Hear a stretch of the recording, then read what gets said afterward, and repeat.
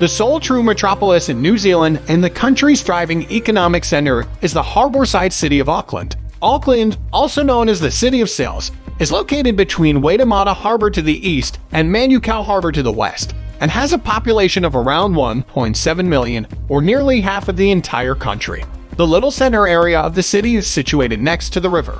Most visitors to New Zealand arrive in Auckland, so spending a few days here taking in the city's cultural and natural treasures ought to be on every traveler's bucket list. In actuality, these landmarks, museums, and numerous art galleries rank among the best in the nation.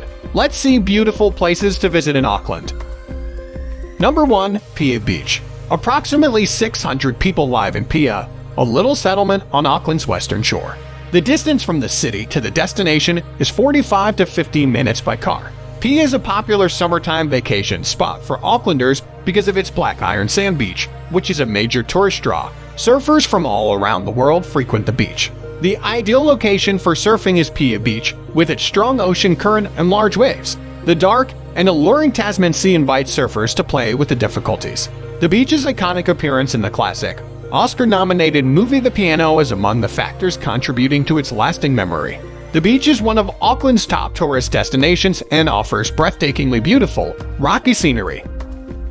Number 2. Tawharanui Regional Park. Auckland serves as the home of the Tawharanui Regional Park. The park is divided into sections. It has a mainland island sanctuary, which is important for preserving local wildlife and vegetation. Second, there is agriculture as well as open spaces for enjoyment. The park consists primarily of grazing pasture with areas of coastal forest and manuka trees strewn about. The significant coastal forest area is located in the park's central eastern region, where Remu and Kori dominate the ridges. In 2004, a pest-proof barrier measuring 2.5 kilometers was built across the peninsula to establish the mainland island. According to those time standards, it was a significant undertaking. Later in 2004, a poison drop from above was used to get rid of feral cats, black rats, brown rats, possums, weasels, stoats, and ferrets.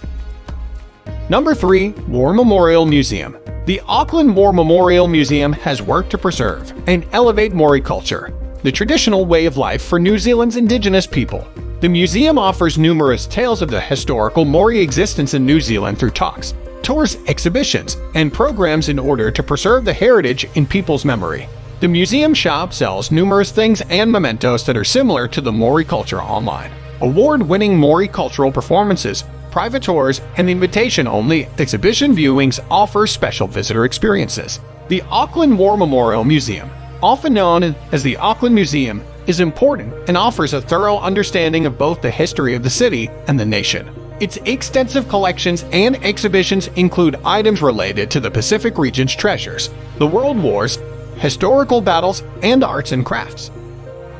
Number 4. Waiheke Island. Only 35 minutes separate Waiheke Island from the mainland. Waiheke Island is home to some of New Zealand's most recognized wineries and produces some of the country's most well-known wines. It is famous for its endless rows of vineyards and olive orchards. The island with the highest density of people in New Zealand is Waiheke. It has developed a wide range of activities for you to partake in because it is long-term residents and is a popular tourist destination. Spend the day outside enjoying the sunshine at Waiheke Beach or one of the other 9 beaches, and just before lunch, set off for a winery for a tour and wine tasting.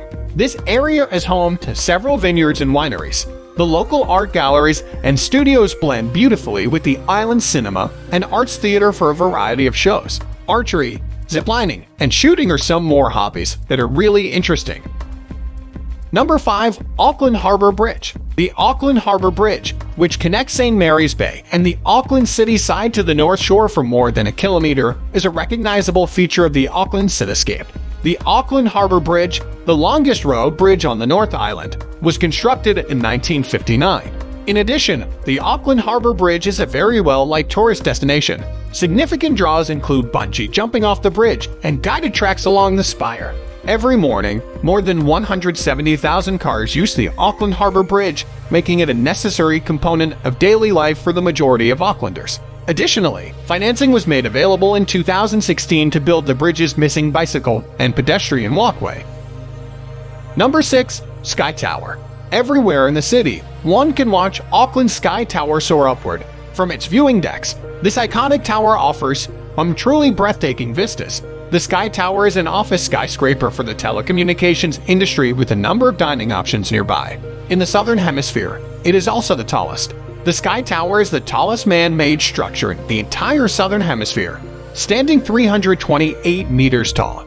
The tower is a well-liked destination because it provides a view of the city that is otherwise only accessible by helicopter. The tower also offers 2 heart-pounding activities.